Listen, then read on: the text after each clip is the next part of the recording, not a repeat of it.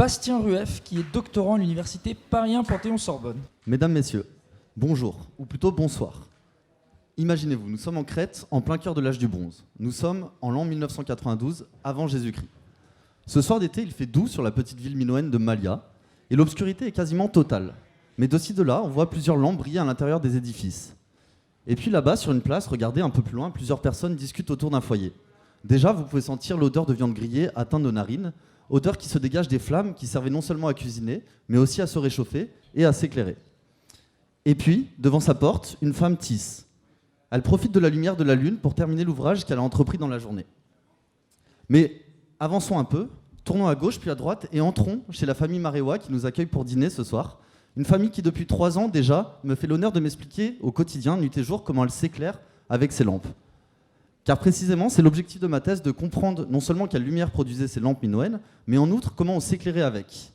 Pour cela, vous allez me demander, mais comment on fait, en l'absence de textes déchiffrés pour la période que j'étudie? Eh bien, la réponse se situe dans l'étude du matériel archéologique et par l'expérimentation. À la manière d'un minoen, je fabrique des lampes, je collecte des combustibles et des mèches qui étaient disponibles dans l'environnement à l'époque.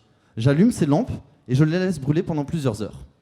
Je m'intéresse aux résidus de la combustion. Je me suis aperçu d'abord que les dépôts de suie ne sont pas les mêmes selon qu'on utilise des graisses animales, des huiles végétales ou encore de la cire d'abeille, à savoir les 3 catégories de combustibles qu'on pouvait utiliser à l'époque. Il est donc désormais possible de limiter le recours aux analyses chimiques, qui sont à la fois coûteuses et destructives, et de passer par une étude macroscopique pour identifier ces combustibles.